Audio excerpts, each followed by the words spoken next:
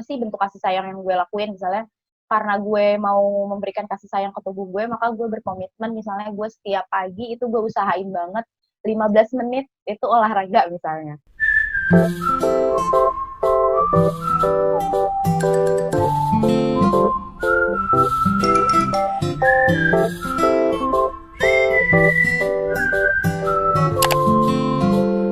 You can make a change. Kamu lebih berharga daripada yang kamu sangka. Pertanyaan pertama tentang satu kata yang menggambarkan tubuh teman-teman. Kalau misalnya jawabannya udah ada yang mulai jawab nih, ada yang jawab unik, ada yang jawab cantik, ideal, wah, oke. Ada yang udah jawab sehat, oke. Nah, terus yang di pertanyaan nomor kedua itu satu kata positif untuk diri teman-teman. Oke, selama sejauh ini ada yang masuk, wah, sempurna, kuat, bahagia, bersyukur, good, jangan putus asa, satu kata positifnya. Apa yang kamu lakukan sebagai bentuk kasih sayang kamu terhadap tubuh kamu? Apa sih bentuk kasih sayang yang gue lakuin? Misalnya karena gue mau memberikan kasih sayang ke tubuh gue, maka gue berkomitmen misalnya gue setiap pagi itu gue usahain banget 15 menit itu olahraga misalnya, gitu ya. Tapi apapun bentuknya, boleh penghargaan atau reward atau apa yang teman-teman mau berikan ke diri teman-teman, boleh silakan dituliskan.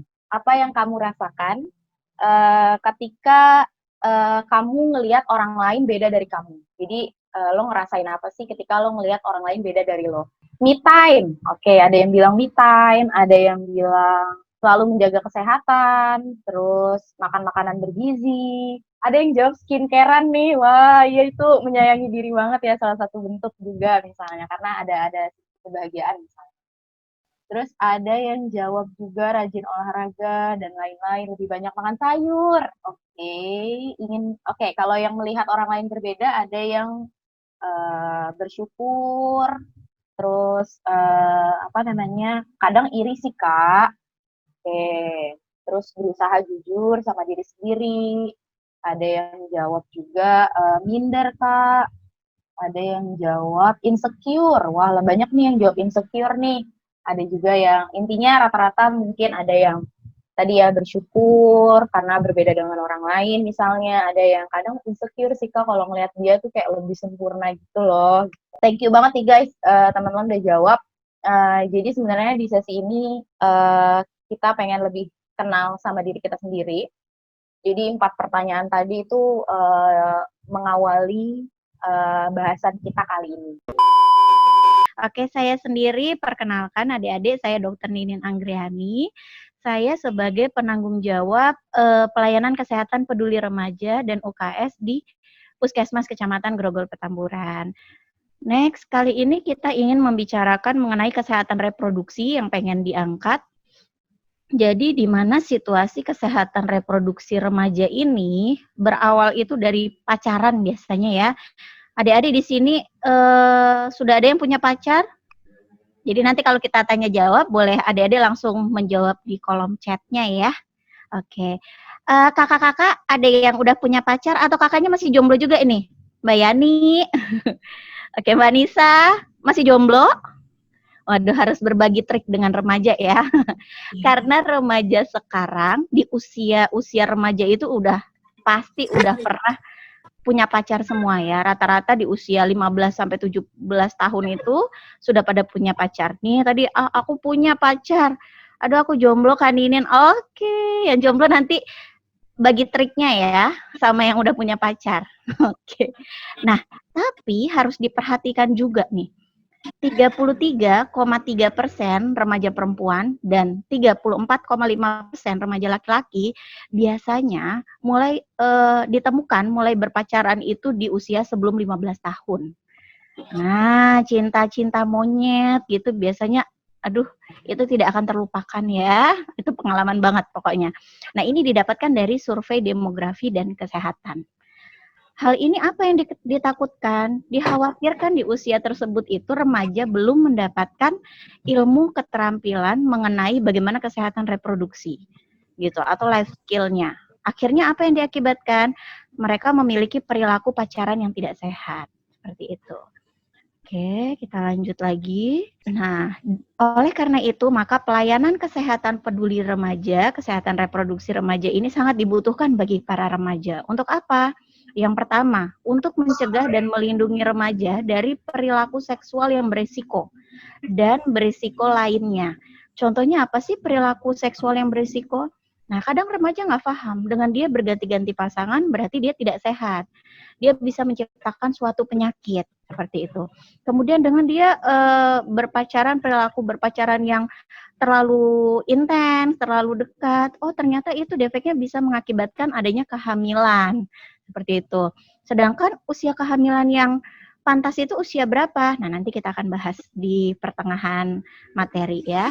Yang kedua, kita ingin mempersiapkan remaja untuk menjalani kehidupan reproduksi yang sehat dan bertanggung jawab, baik fisik, psikis, maupun sosial. Oke, kita lanjut. Nah, kita bahas nih, ada yang namanya HKSR. Adik-adik udah pernah dengar HKSR ya? Jadi HKSR ini adalah hak kesehatan seksual dan reproduksi, di mana pengertiannya pun menjadi dua, kesehatan seksual dan kesehatan reproduksi. Kesehatan seksual itu apa? Adalah keadaan sejahtera baik fisik, mental, sosial secara utuh. Tidak semata-mata terbebas dari penyakit. Jadi orang yang berperilaku salah belum tentu dia akan mendapatkan penyakit.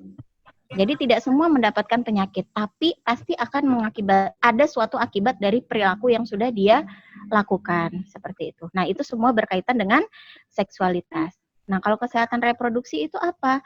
Keadaan sejahtera juga, baik fisik, mental, dan sosial secara utuh, tidak semata-mata terbebas dari penyakit atau kecacatan dalam semua hal yang berkaitan dengan sistem reproduksi, fungsi, dan prosesnya. Jadi lebih ke organnya ya. Nah, kita lihat lagi nih contoh-contohnya. Apa aja 12 HKSR ini? Adik-adik harus tahu hak adik-adik di dalam menjaga kesehatan seksual dan reproduksinya. Yang pertama, adik-adik remaja berhak mendapatkan informasi dan pendidikan kesehatan reproduksi yang benar. Adik-adik nggak boleh langsung mencari informasi di Google atau sumber yang tidak terpercaya. Boleh itu sebagai sumber awal, tapi baiknya itu ditanyakan kembali ke petugas yang lebih paham. Ya. Kemudian yang kedua, mendapatkan pelayanan dan perlindungan kesehatan reproduksi. Oleh karena itu sekarang di Jakarta udah merambah ke daerah-daerah juga se-Indonesia menggalakkan layanan PKPR. Mungkin adik-adik bingung ya. PKPR itu apa? Jadi PKPR itu adalah pelayanan kesehatan peduli remaja. Setiap puskesmas di DKI Jakarta mempunyai layanan PKPR ini. Di mana remaja di puskesmas itu kita antara range usia 10 sampai 19 tahun. Nah, adik-adik apa yang bisa diakses di sana? Adik-adik bisa mengakses layanan kesehatan.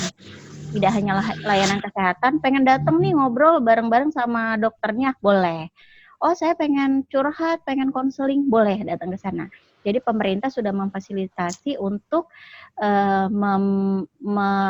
membuat fasilitas untuk remaja yang ada di puskesmas. Kemudian yang ketiga, kebebasan berpikir tentang pelayanan cash pro. Jadi adik-adik bisa memutuskan kapan saya harus datang, kapan saya harus datang untuk mengakses layanan kesehatan reproduksi. Apa sih yang saya butuhkan tentang kesehatan reproduksi ini gitu. Usia kapan sih saya baiknya harus menikah, usia kapan saya harus mempunyai anak. Nah, nanti bisa diakses semua. Kemudian dilindungi dari kematian karena kehamilan. Yang kelima, menentukan jumlah anak dan jarak kelahiran anak, di mana jumlah anak yang baik itu cukup 2 anak saja. Dengan jarak kelahiran anak pertama dan kedua itu kurang lebih 3-5 tahun. Jadi tidak boleh kurang dari 3 tahun. Yang keenam, kebebasan dan keamanan berkaitan dengan kehidupan reproduksinya. Yang ketujuh, bebas dari penganiayaan dan perlakuan buruk, termasuk perlindungan dari perkosaan, kekerasan, penyiksaan, dan pelecehan seksual. Di sini juga pemerintah sudah menyiapkan rumah perlindungan untuk anak, dan juga ada suatu lembaga P2TP2A. Jadi kalau adik-adik merasa saya nggak aman dengan kehidupan saya, kok orang tua saya takut, orang tua saya kok suka memukuli saya, kok om saya melakukan tindakan pelecehan kepada saya, adik-adik bisa langsung ke puskesmas terdekat.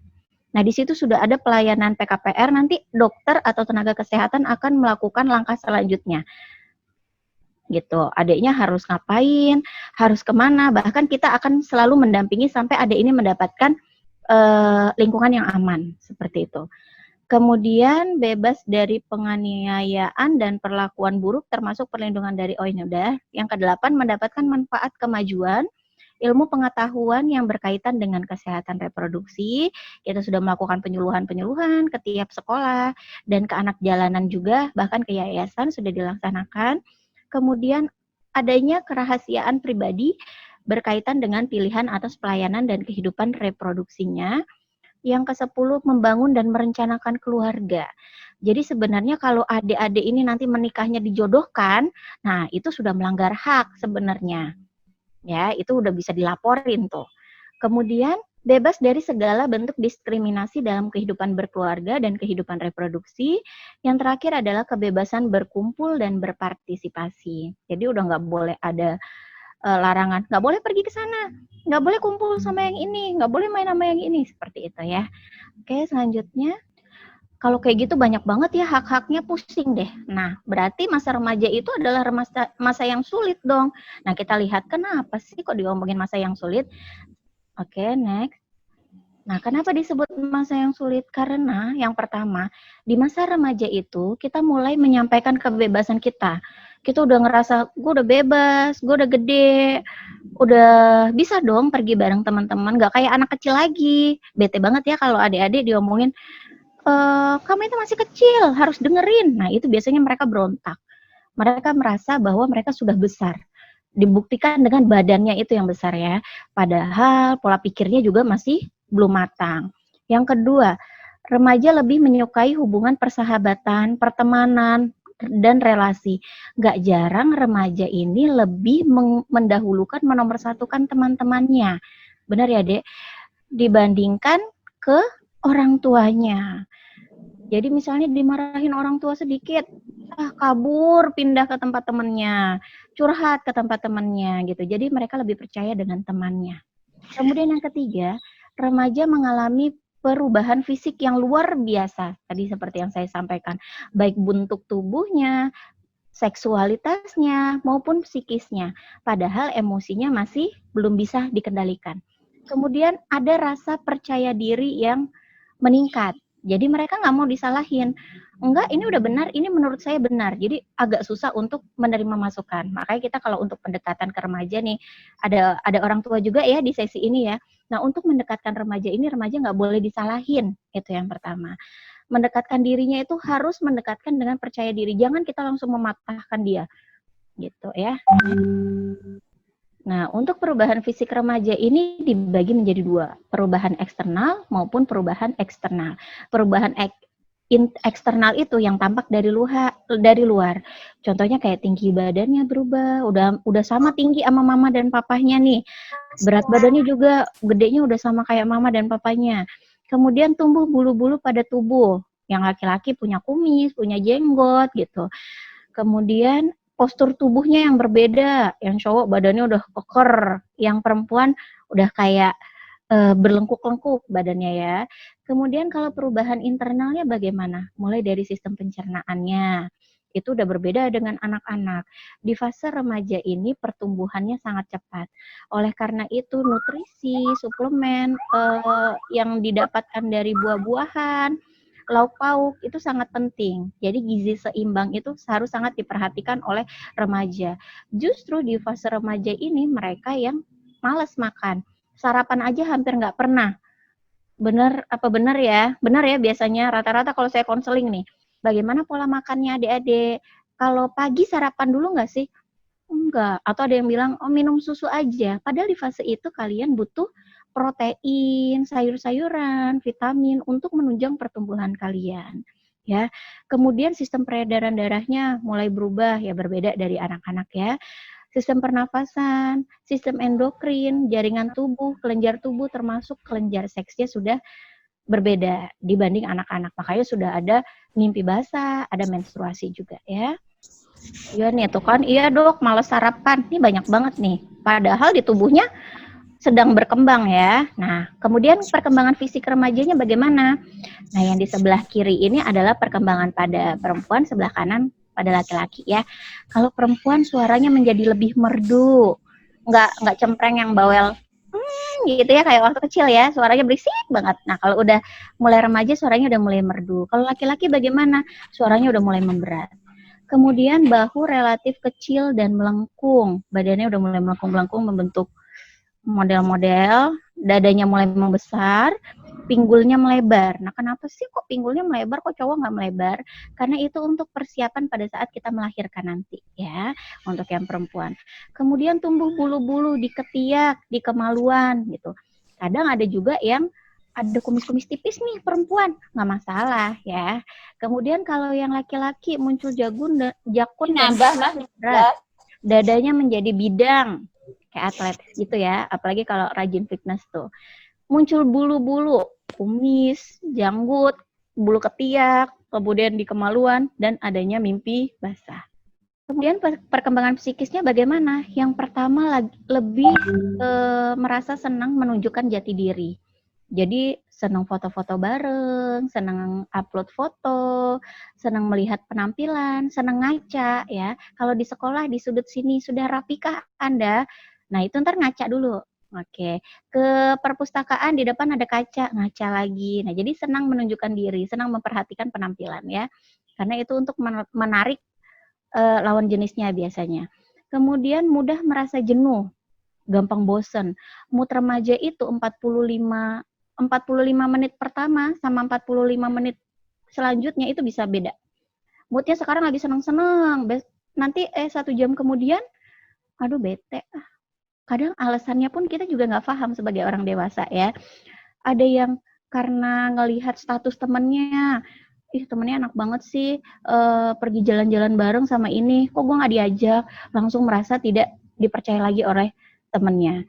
Makanya itu menjadi lebih sensitif dan cengeng. Terus nangis. Kok dia nggak ngajakin saya sih? Maunya lebih deket sama itu. Padahal temennya berempat. Yang pergi bertiga. Yang satunya nggak diajak. Tuh nangis nanti. Jadi lebih sensitif dan cengeng. Itu kita sebagai orang tuanya. Di sini kalau ada orang tua atau orang dewasa yang mendukung, kita nggak boleh langsung membenarkan si anak. Oh iya, dia jahat banget sama kamu. Ya udah mama marahin. Enggak. Kita cukup mendengar keluhan si remaja tersebut saja.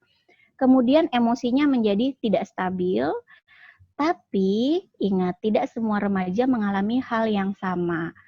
Terus nanti bingung, loh kok saya nggak ngalamin hal itu, berarti ada sesuatu dengan tubuh saya. Enggak, itu semua wajar, tidak semua remaja mengalami perubahan yang sama. Si A, si B, si C, atau si D. Ya. Nah, sekarang kita bahas mitos dan faktanya. Yang pertama tentang menstruasi.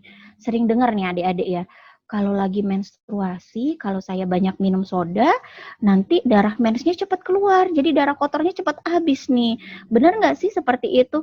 Tidak, justru tidak bagus kalau terlalu banyak minum soda. Soda itu mengandung banyak zat kimia, di mana sekarang ini kan angka kanker, angka penyakit tidak menular itu justru menurun.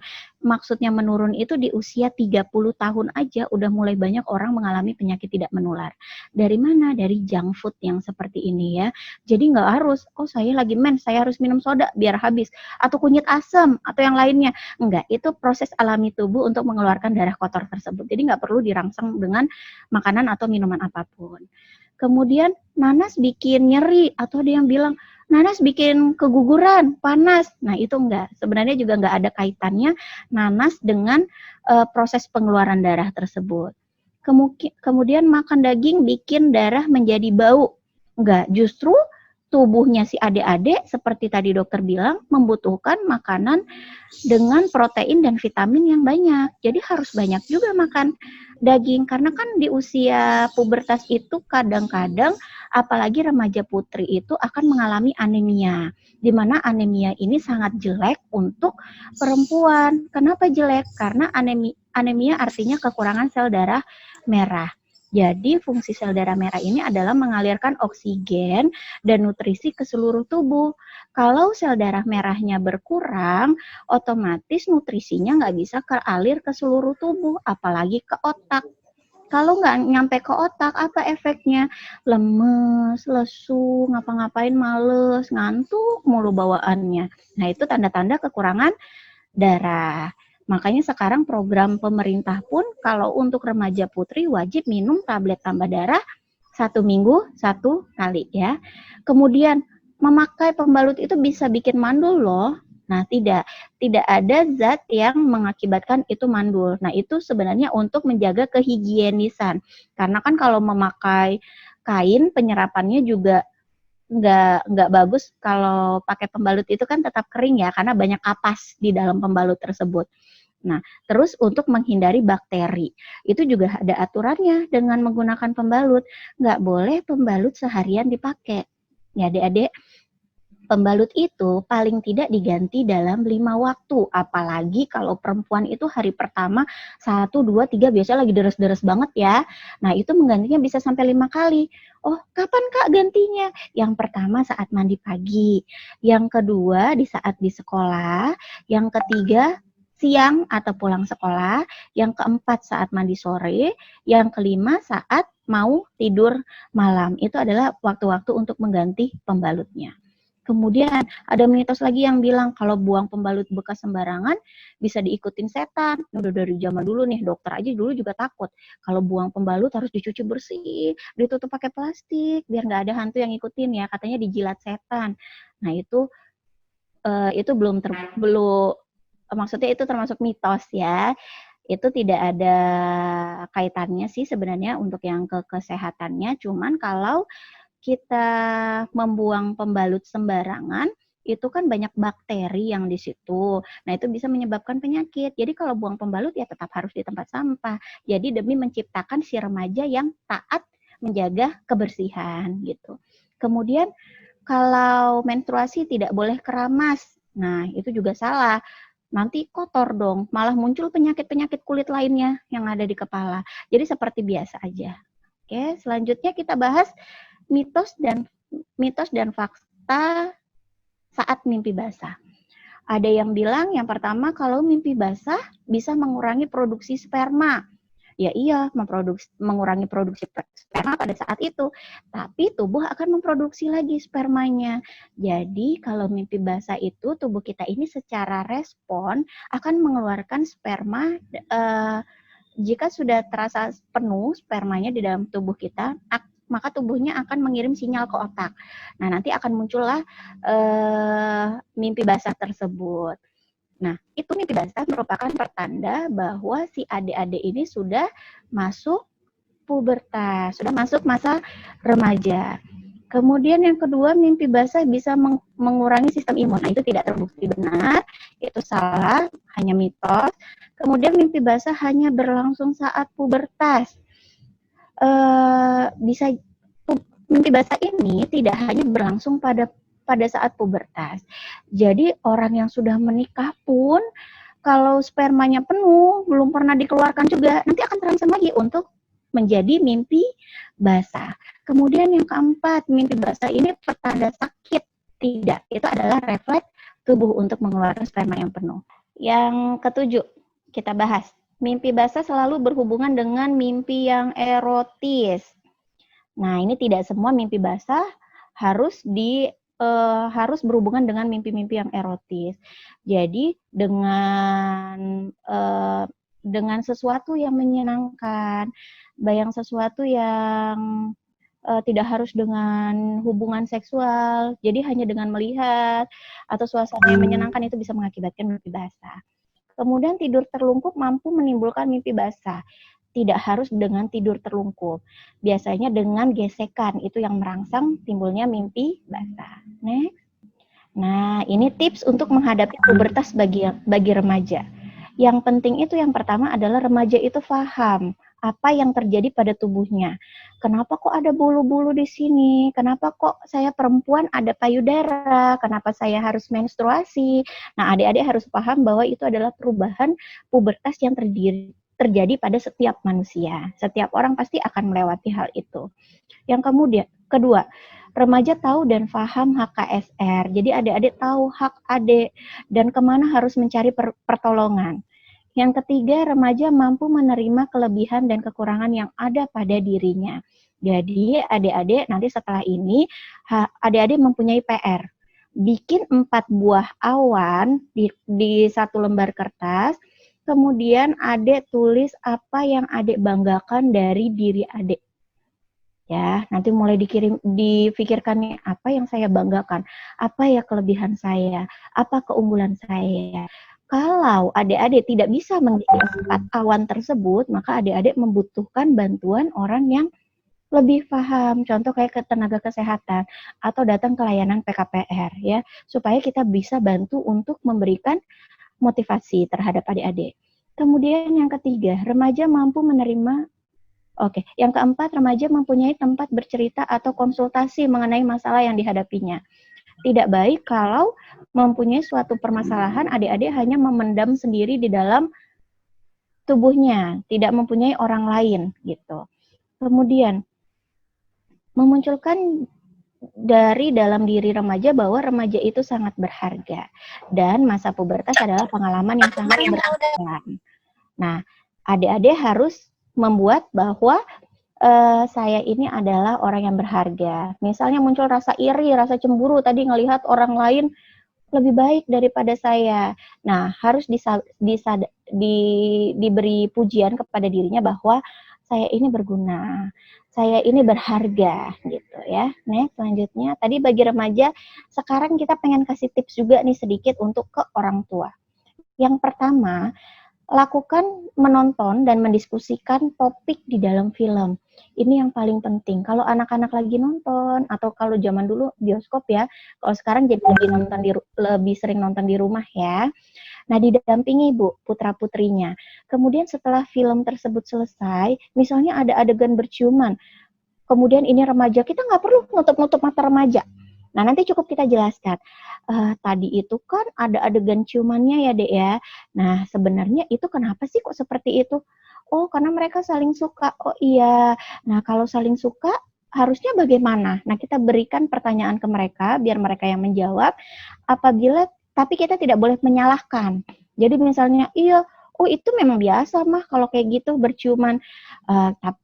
Kemudian orang tua memberikan, bukan menyalahkan, itu salah, nggak seperti itu. Nanti orang tua memberikan jawaban yang benar. Contohnya, mereka kan berciuman karena biasa aja mah kalau di sana. Nggak boleh bilang tidak seperti itu, tapi dijawab dengan, kalau kita di Indonesia adalah negara timur, Dek. Nah, negara timur berbeda dengan negara barat. Negara timur kita banyak orang muslimnya. Dimana kalau berpegangan tangan itu aja bukan muhrim, seperti itu. Jadi, jelaskan dengan agama dan moral yang ada. Kemudian, yang kedua, jangan bereaksi berlebihan. Langsung marah-marah aja sama remajanya, nggak suka. Nanti mereka malah nggak mau cerita sama kita. Malah bilang, mama bawel. Males ngomong sama mama gitu.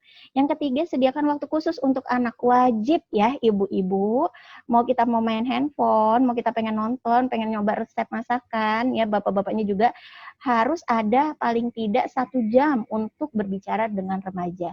Tanyakan aktivitas dia hari ini ngapain aja. Misalnya hari ini kan udah nggak sekolah, home learning aja.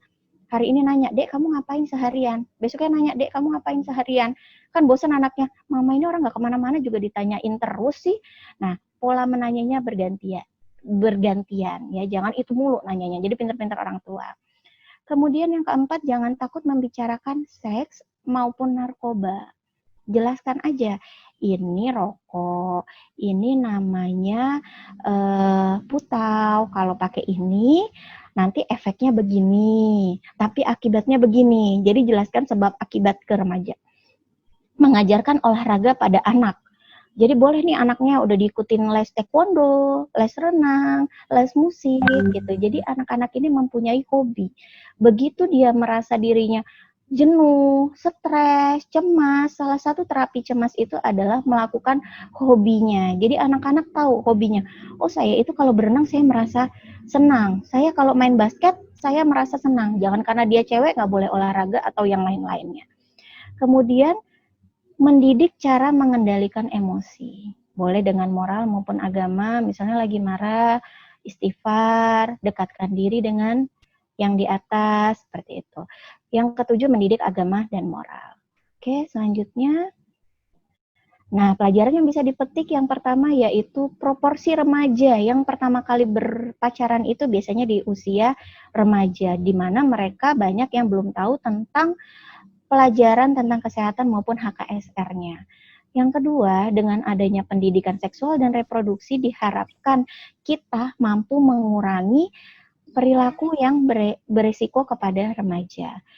Yang ketiga, tidak semua remaja mengalami hal yang sama dalam proses pubertasnya, dan itu merupakan hal yang wajar. Jadi aku membutuhkan partisipasi teman-teman untuk menyiapkan satu buah kertas dengan satu buah pulpen. Jadi kalau sudah, silakan teman-teman bikin lingkaran di tengah-tengah. Lingkarannya boleh cukup besar ya. Aku coba bikin dulu. Nih, seperti ini lingkarannya. Kalau sudah ditulis lingkaran, aku akan bertanya ke teman-teman. Jadi orang lain tuh mandang diri teman-teman kayak gimana sih? Nah, teman-teman silakan buat simbol atau jawabannya dengan simbol ataupun kata di luar lingkaran ini. Misalnya contohnya kayak gue, orang lain tuh ngelihat gue kutu buku karena gue pakai kacamata, jadi gue gambar mata di sini gitu misalnya. Boleh memandangnya itu boleh karakteristiknya teman-teman, boleh sifatnya teman-teman. Itu yang orang lain akan nilai. Silahkan ditulis dulu. Kalau sudah semua, kan di dalam lingkarannya masih kosong ya guys. Nah ini nih bagian paling penting yang bikin biasanya kita menuliskan apa yang ada. Jadi di dalam lingkaran ini adalah teman-teman tuliskan apa yang orang lain tuh nggak tahu dari diri teman-teman. Misalnya kayak gue nulisnya orang-orang tuh jarang ada yang tahu kalau gue suka minum Yakult misalnya. Videonya masih dinyalain dan aku minta partisipasinya 1 atau 2 orang buat ngasih tahu tentang apa yang ada di luar lingkaran dan apa yang ada di dalam lingkaran. Oh, Faila mau nih. Oke, sip. Ya, Tahu luar lingkaran kamu dulu. Dikasih unjuk. Ya. Ada apa aja tuh? yang di luar lingkaran pertama ya, Yang orang aku lain aktif lihat. bersosialisasi. Oke. Terus aku orangnya di kelas pinter gitu. Oke. Terus? Ya terus jago main volley, berpuisi. Wah, oke. Terus? Yang di luar aku juga suka dibilang kesayangan guru gitu. Oh, anak kesayangan guru ya, Mela. Oke. Udah, terus yang di dalam. Ya, yang di dalam apa? Ini yang orang-orang jarang ketahui nih. Suka nulis apa aja gitu. Suka nulis apa aja, cerita gitu ya? Terus aku orangnya peka gitu. Wah, Mela ternyata peka banget nih. Oke, jarang loh ada remaja yang bisa peka di usia segini. Next. Ya udah Kak. Teman-teman yang masih stay, aku mau sampaikan sedikit punyaku yang tadi aku sempat buat dan tambahin. Jadi ini gue, ini diri gue sendiri. Jadi gue kalau dilihat sama orang lain tuh tukang makan, padahal aslinya gue sebenarnya lebih suka tidur.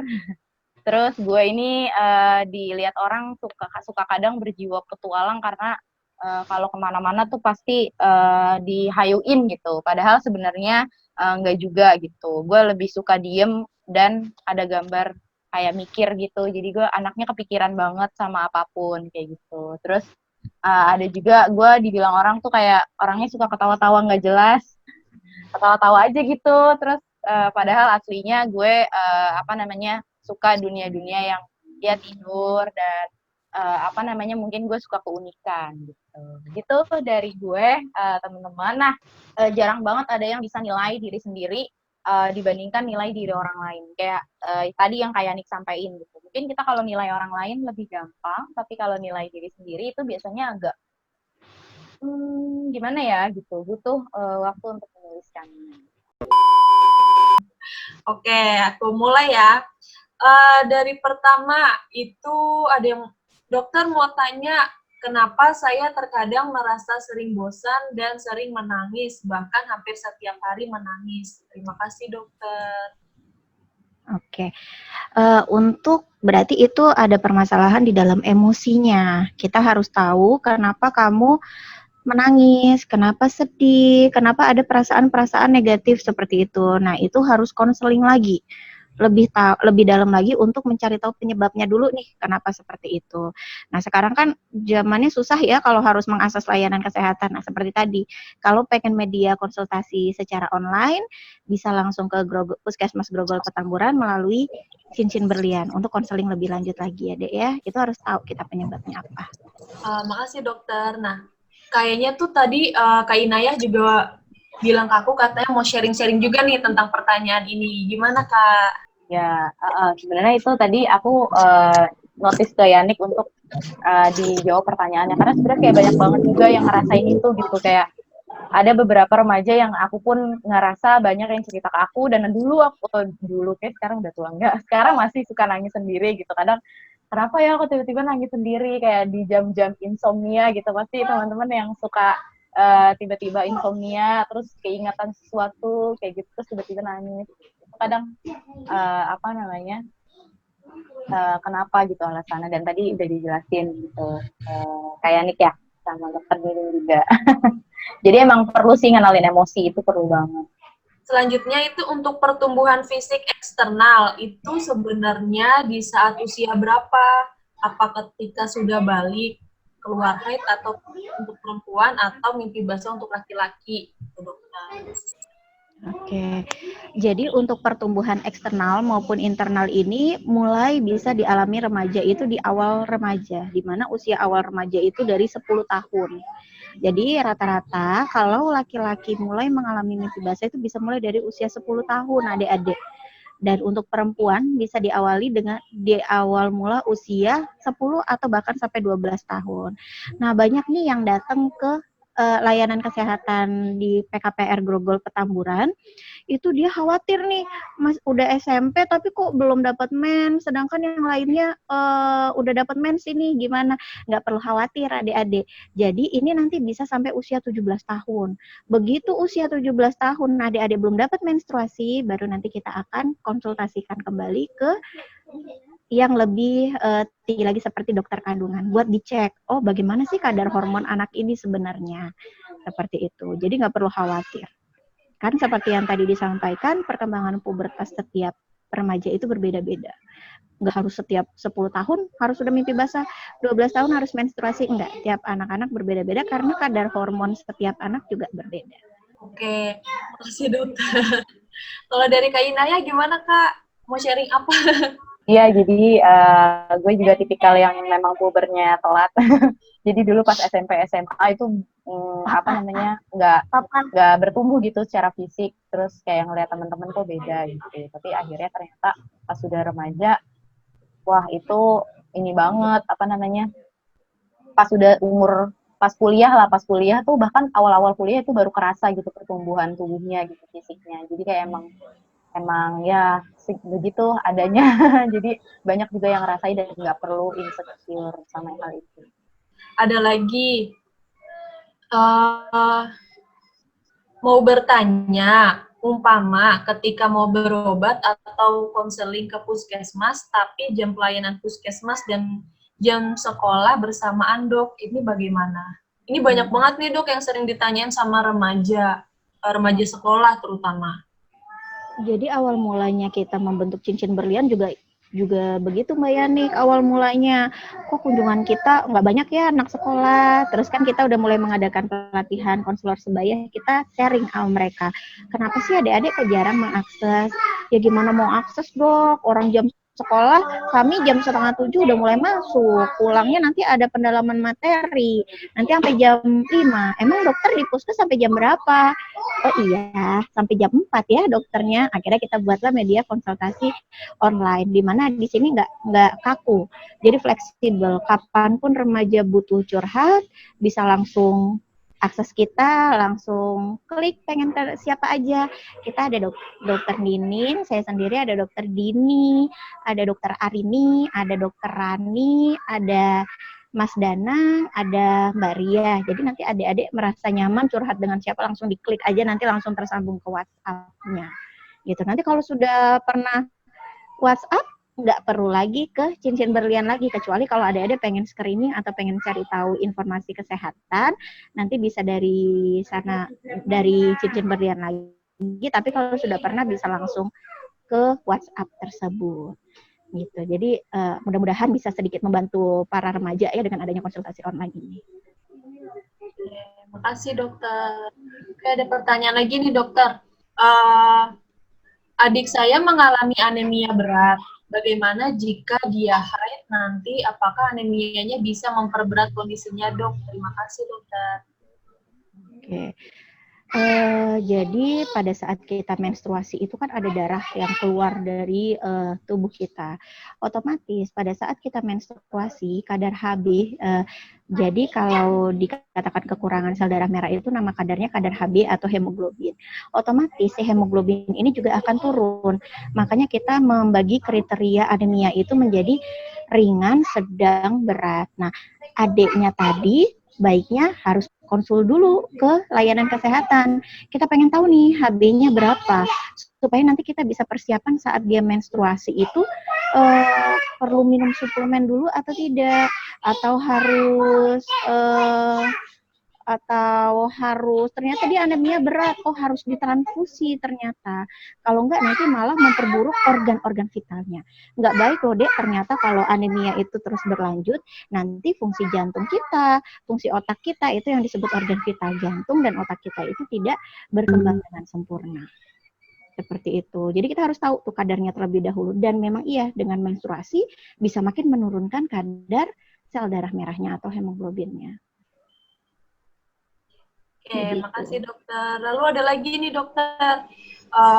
Dokter, pubertas itu apa sih dok definisinya? Lalu gimana caranya untuk meningkatkan kepercayaan diri seseorang remaja?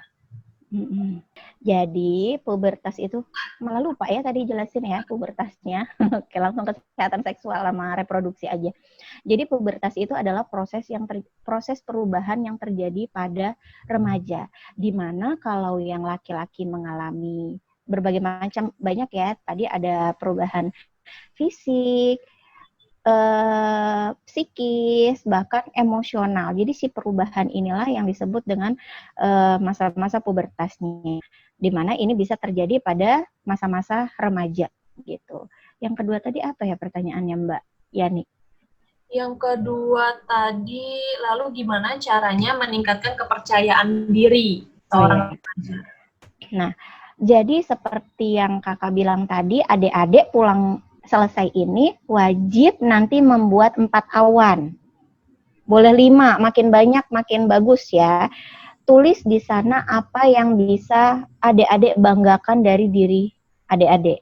Nah, itu untuk membantu meningkatkan kepercayaan diri adik-adik. Jadi adik-adik tahu apa kelebihan, di mana kita harus bisa menerima kekurangan dan kelebihan kita. Itu tidak boleh terbawa. Jadi kayak tadi kan jadi mengalami kesedihan terus-menerus, terjadi permasalahan emosi. Nah, kita harus bisa menutupinya dengan kelebihan kita. Karena setiap orang pasti akan ada kekurangan dan kelebihannya. Nah, kekurangan ini harus kita balance dengan kelebihan kita. Kalau adik-adik bingung malah mengisi 4 atau 5 awan tersebut, adik-adik harus datang konsultasi lagi ke layanan kesehatan kita. Gitu. Oke, satu lagi nih pertanyaan dokter. Karena banyak banget kan tadi pertanyaan-pertanyaannya gitu. Mungkin kalau pertanyaan yang belum terjawab di sini boleh langsung hubungi dokter Ninin secara pribadi atau langsung akses di konseling Grogol Petamburannya, Puskesmas Grogol Petamburannya ya dok ya? Iya. Terakhir, ada pertanyaan. Bagaimana cara mengatasi masalah remaja yang insecure terhadap dirinya, sehingga remaja tersebut tidak percaya dengan dirinya sendiri dan lingkungan pertemanan mereka? Itu dokter. Oke. Yang dimaksud insecure kan berarti dia merasa tidak aman ya. Tidak aman atau tidak nyaman terhadap lingkungan yang ada di sekitarnya. Itu kita harus cari tahu kenapa remaja ini tidak aman. Apakah takut? Apakah malah tidak suka?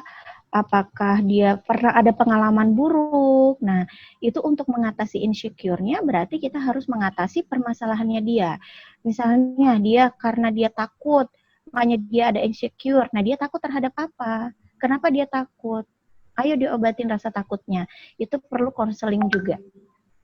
Jadi konseling itu tidak hanya 5 menit, 10 menit, tapi kita justru menggali si anak ini. Kamu kenapa insecure? Dan itu tidak hanya dengan satu kali tatap muka. Karena belum tentu sekali tatap muka si adik ini, si remaja akan menceritakan kenapa dia insecure. Karena insecure itu pasti ada penyebabnya. Kita harus menggali dahulu penyebabnya itu apa, kemudian kita lawanlah si penyebabnya. Dia takut terhadap apa? Ayo, gimana caranya supaya tidak takut lagi, supaya dia nggak jadi insecure lagi, gitu. Jadi konseling sangat penting banget buat remaja.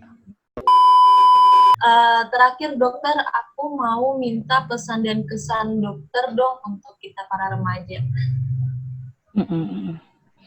Jadi kesan dan pesannya ya, remaja itu unik.